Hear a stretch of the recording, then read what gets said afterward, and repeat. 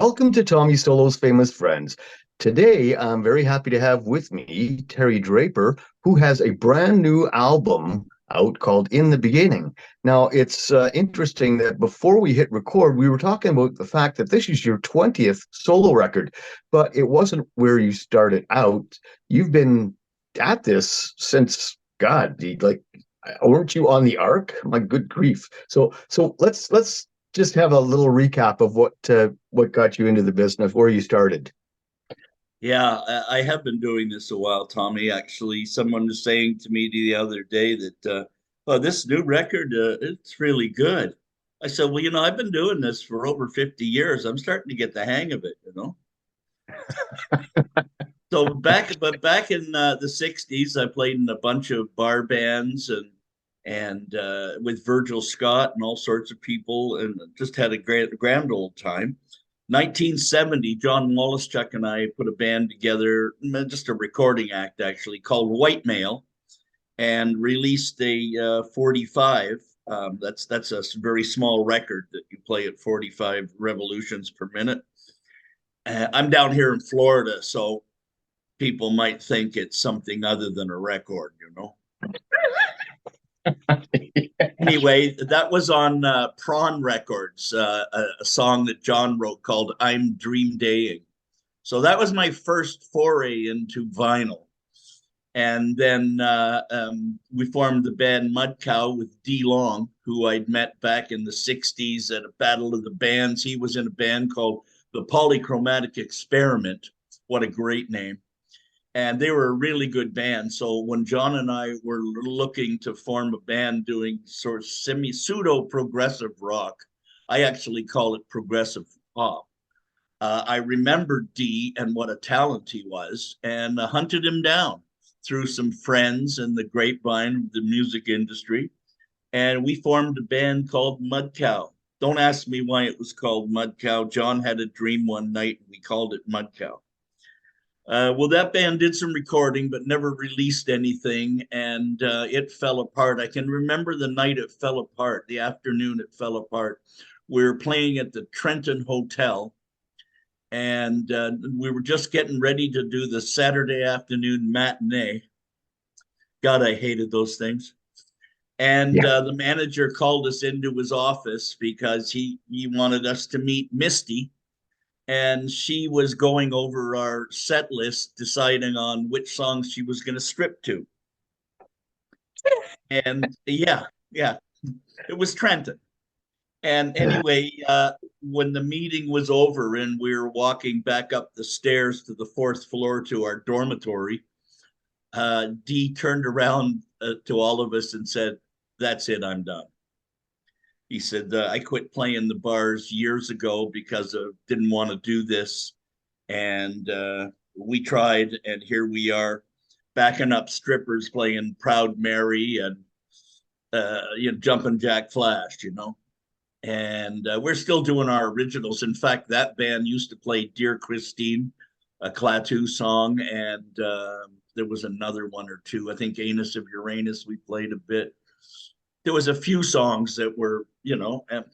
Anyway, that band collapsed that day, that night, and everybody went their separate ways. And then John hooked up with Terry Brown, and him and Dee did a record, and they weren't thrilled with the session drummers they were getting. So John called me up to see if I wanted to join a band, and like an idiot, I said yes. So then first Klaatu, we did a bunch of singles. The first single came out in '73. John and Dee did Sub Rosa Subway back with Heinous of Uranus. And then I came along and we put out California Jam, True Life Hero, and eventually, of course, we finished the album that took 3 years, and we had a record out, an actual LP in 1976. So then there was a succession of records. We did 5 studio albums. There's a couple of best ofs and collections, and a rarities package, a double CD, and then we did a reunion concert in 2005 that's also on record and CD. And then, well, back in '97, I put out my first solo album, Light Years Later, and here we are in 2023 with my 20th solo album, In the Beginning. It's been an interesting ride. No kidding. I just want to touch on the fact that for quite a while, people thought that Klaatu was secretly the Beatles, and that had to be quite the experience for you guys. I know we've beaten that to death over the years, but that's quite the way to start your recording career. Really, is to be mistaken for the Beatles. And there were no photos of you guys on that album, so who Well, knew? that was part of our credo, was let the music speak for itself. This was the mid '70s. We're living in a world of hype and glam rock. And, you know, if Mick Jagger walked by your studio while you were recording, he got a credit, you know? And all the pictures of all the bands, the fans were on, everybody's scarves and hair were blowing in the wind. And it was, I mean, it just was all so very incidental. And we were very serious about what we were doing musically. And when John suggested that we don't use any names or photos, we all jumped on it. This is before, long before the first album came out, back in '74, I think. And so I took it upon myself to find us an artist who could project the sound we were attempting. And I looked at dozens of artists, and finally one day I met Ted Jones, and I remember going home that night, calling John up. I said, hey John, guess what? I found the guy. And then we had this lovely relationship with Ted. Him and I became best of friends, and up until his passing a year and a half ago, we were very close, and that was a sad day. But then Ted's done over half of my own album covers. The 20 I've done, Ted's done over half of them. Because he just kept painting and I kept recording, and it was a beautiful thing. I'm sitting He in front certainly of was. one of his paintings. Right. Well, as you can see, he certainly was a very gifted and talented artist. I mean, inspired, it falls short, that's for sure. So, we are here to talk about In the Beginning, and it's a brilliant record. And I have to think, last time I saw you in person was at Al Mayer's Celebration of Life at Roy Thompson Hall in Toronto, and I said, "Oops, I think I missed the timeline to talk to you about your new album." And you said, "Well, I'll be starting another one in a month, whatever." And I Yeah. so I just have to think, when do you ever sleep? I mean, you've got so much going on. And on this record, there aren't very many musicians. You do almost all of it. You like you eat and sleep and breathe the art. Yes, since we bought a place down here in near Clearwater, Florida, 7 years ago, we've now got into this routine of spending 6 months here and then 6 months at home, plus traveling all over the place. Because our sons live helter skelter. One's in Australia, the other one's in Turkey. So we do a lot of bopping around. But the way it's working out now is that I get down here and I feel like I'm on holiday, but I have a little studio here and a piano. And, I spend a lot of time putzing around in the water. That's when a lot of the lyrics come together, because it's just going through my head, the earworms. Talk about an earworm. Start writing a song and work on it for like weeks, and so it invades my whole existence. So then I do the sketches down here, and then when we go home after 6 months, I got a bunch of new songs that I've written and sketched, and I take the MIDI data and I plug it into the big rig at home into the studio, and then use all the fancy samples and get it all happening, and then do the vocals and ask this one to play guitar and that one to do background vocals and do the vocals, and I just pull it all together. So it's funny. I got back down here a month ago, and the album's done. I got the CDs manufactured, and it's like I realized I hadn't written a song in 3 or 4 months because I've been so busy pulling all the pieces together for this one. And so I'm thinking, well, 3 or 4 months, that's a long time. Maybe my muse has left. And a week later, I'd written 2 new songs. So Yeah. that's just the way it is. I spend the summer recording and pulling it all together, and the winter writing. So it's working out well. I get an album out just in time for Christmas every year. Yeah, that certainly is something. How you maintain that pace, it blows me away. And you mentioned how you get obsessed with the songs. When I'm working on a new record, I literally hear the song that I'm working on apart. I hear it in my sleep, you know. Yeah, So you it's wake up crazy how singing that. it. You wake up and go to the bathroom in the middle of the night. Maybe you don't, Tommy, but I do. And there it is. It's in my head. I'm sitting there having a whiz, and it's like that song. It's like Jesus Christ. Can I get some sleep here? Well, Yeah, what but you I'm know what? The thing is that inspiration comes from everywhere, the strangest places. I never sit down at the piano and start writing. Well, I do, but I never use what I've written. Melodies and lyrics don't mean anything. If I don't have the idea or a lyric to start with, then I don't know what I'm trying to do. I don't know whether should I be in a minor mode, should it be a happy song, am I sad, what's going on? I have no idea until I have a subject matter. Last year, I was watching this TV program on adventurers and explorers, and they were talking about Magellan, the first man to sail around the world. And so as I'm watching this show and they're telling me the history of all this, Ferdinand Magellan died in the Philippines. His first captain, Sebastiano Elcano, sailed his ship home back to Seville in Spain, and King Charles granted him a coat of arms. And in Latin, his coat of arms says first to navigate the globe, first to encircle the globe.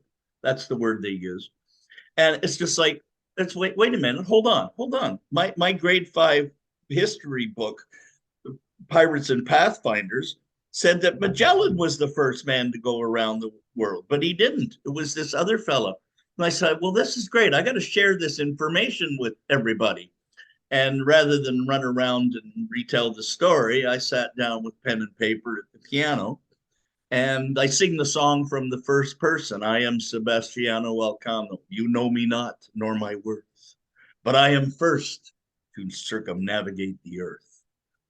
And so here it is that I'm telling this. It's only 3.5 minute long song, but it tells this little story about a fact I never knew. And I study this stuff. I love history. So I had to share that. So inspiration can come from absolutely anywhere, but I no have to get kidding. inspired to write. I can't just sit down and start writing silly love songs or something like that. That's not going to happen. Right. Well, that's interesting. I was going to ask you about Sebastian Elcano, and you know what's stuck in my head right now? There's a breeze, it's the wind in the willows. So, Wind in the Willows, the children's stories, what brought that to your consciousness? I always loved that story. Kenneth Grahame was the author. I remember reading it when I was young. I remember reading it to my kids when they were little. And it's always, just been interested me. I'm an avid reader. And so I guess I started all aboard, I don't know, a long time ago. And I always loved Mr. Toad. There's an affinity I have for him. I think there's something similar about our personalities. He's a little boisterous, a little full of himself, a little humble on the other side. He reminds me of Ralph Cramden from The Honeymooners. And I identify with Ralph too. His own worst enemy is himself. And Uh, so this song All Aboard's been kicking around for 10 years. And every once in a while, I'll pull it out and look at it and say, yeah, whatever. Putz with it for a few days and then go do something else, you know. And last time I pulled it out was last year or earlier this year, I guess. And I said, you know what? I'm going to finish this one. And that beautiful voice that you were imitating so nicely is Brenda Webb, good friend of mine. She sang on the last oh, 7, 8 albums of mine, done the background vocals. She missed one because of COVID, but it's really interesting story. I met Brenda 10 or 12 years ago. This old friend of mine I played in a band with in 1967 called the Kingdom Show Band. Rick Hicks, the bass player, he calls me up out of the blue, 40 years later, and he says, "Hey, I'm putting together this tribute band. I want you to be in it." I said, "Really?" He says, "Yeah, I want you to play drums." I said, "Drums, Rick? I haven't played drums in years." I mean, I have this Japanese drummer, does everything I tell him. He's perfect. And so he says, "Well, this is what I want to do." And I said, "Okay." I said, "Well, let me take a listen. My wife got the CD for Christmas. I'll get back to you." So I went and listened to Adele 18. And the music's not in my wheelhouse, but it's really good. And so I called Rick the next day. I said, "Rick, you got a girl that can sing this shit?" He says, "I do." I said, "All right, I'm in." And then I went and sat down at the kit every day for an hour trying to relearn how to play the drums. And that's my first instrument that I started on was the drums. So anyway, I ended up meeting this woman and we called the band An Evening with Adele.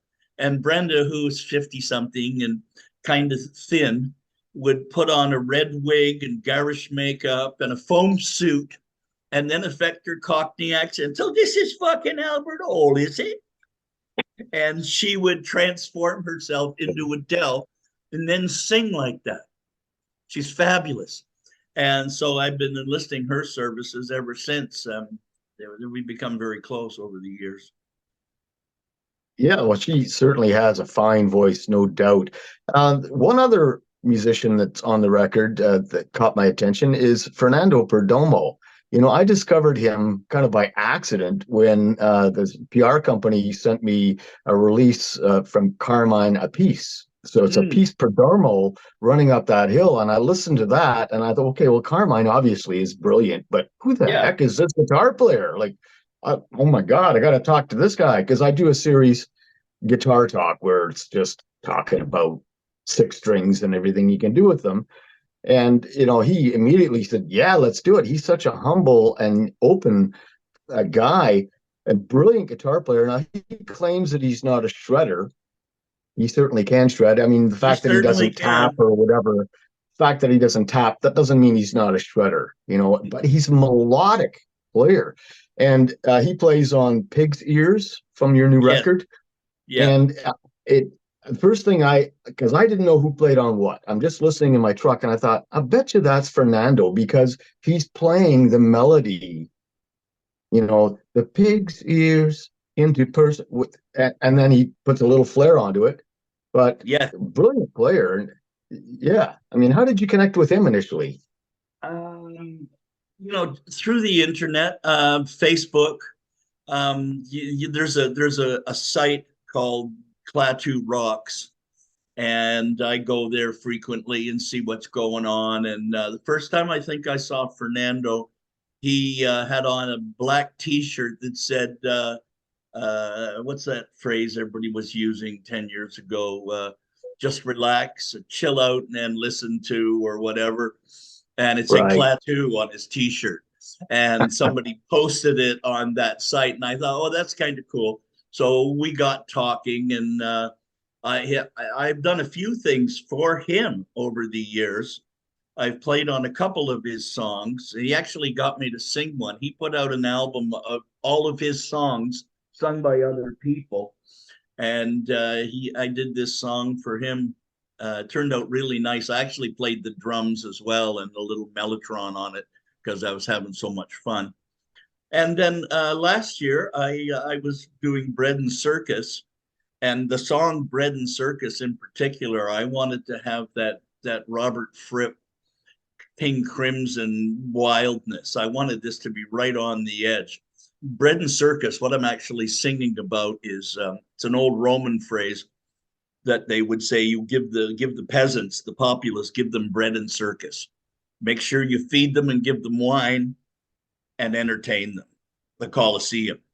So when I look around me today, especially living down here in the States, what do I see but bread and circus? Keep the masses entertained, keep them fed, and it's all smoke and mirrors. It's all showmanship. It's all so anyway, that's what it's about. And I wanted the song to have a real edge, so I sent Fernando a message. I said, "Hey, I'm working on this song, and I'm looking for a little frippery. Are you interested?" He said, "Fabulous. Send me the song." So I sent him the song. He sent me back the tracks the next day, which, Yeah. most people take a few weeks. Sometimes I got to cajole them a little. No, he sent them right back the next day, and they were brilliant. And I asked him to play some guitar. And then, of course, I grab these bits and pieces that people send me, and they don't always end up where they played them. I'll grab this and put it over here. I'll take it, reverse it. I like to play with audio and have some fun with it. So it turned out great. And when this one came along, I sent him the song. I said, "Here's a little 3-minute ditty about songwriting," because that's what I'm writing about, singing about. It's turning a pig's ear into a purse. And this is what we do when we write songs. We start off with this little idea, and it's not too much. And then with a couple of messy metaphors and some, melodies, you turn this pig's ear into a purse. And he said, "What a great idea. I'd love to play on." He sent me the files the next day again. And he played so differently. He's playing like Paul McCartney type melodies on the guitar, and sweet pop. He gets it. He understands what I'm trying to do, and delivers. So he's been on 2 of my songs now, and I will go to that well again. Yeah, he's another one of those guys that I don't think gets any sleep, because I'm trying to keep up with what he's doing is just insane. I mean, he's working with everybody. I mean, I think he's an engineer producer first, but he's a first class guitar player, and so he's playing in bands. He was in the Marshall Crenshaw's band, playing around live. So he does live stuff. He's been on the Close to the Edge cruise ship that does the prog rock bands. Yes goes on it, and he gets on those and plays with his own friends and his own band, and then sits in with Nectar and all sorts of other stuff. Every time I turn around, he's somewhere else doing something else. He's a very busy guy. Absolutely. I want to get back to the record. This is quite the package. I mean, you've got some brilliant artwork, stickers and posters that are included in this digital package that you just put out. In the beginning, it's a fabulous album. There are 13 songs, including the reprise, and it's recorded well. It's brilliantly thought out. You get the music, you get the posters, you get the stickers, you get the CD, all at terrydraper.com. Just to give people an idea of what it's all about, I think maybe we should just take a minute and check out the All Aboard reprise. Good idea.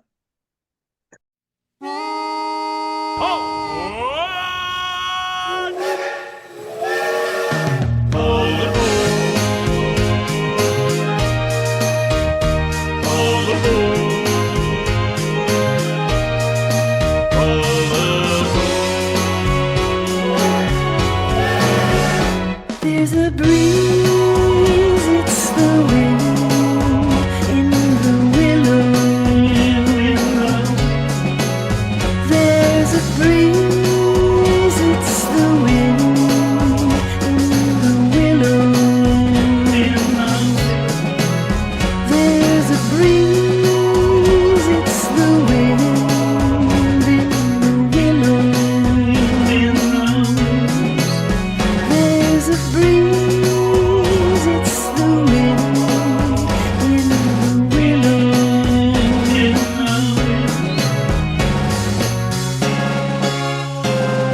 sincerely thank you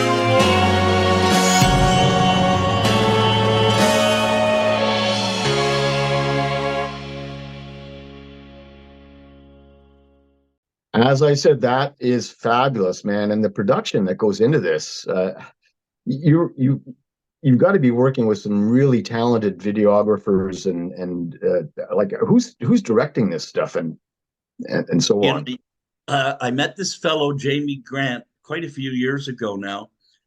He had a record coming out called McPherson Grant. He was working with this fellow. Jamie lives in Ontario, Queensboro, north of Kingston. And McPherson, his partner, I think, lives in Oregon or Washington State. Anyway, they've been working together and they did this silly little song, um, Ollie something. I can't remember how it goes. But anyway, they asked me to play drums on it. And so I sent them a drum track, and it was timpani and backwards cymbals. And, it was just right off the wall. But so was their song. And so we had a lovely time. And shortly thereafter, I was putting out an album called In My Garden, the only vinyl I've done in my solo career. And it was a retrospective.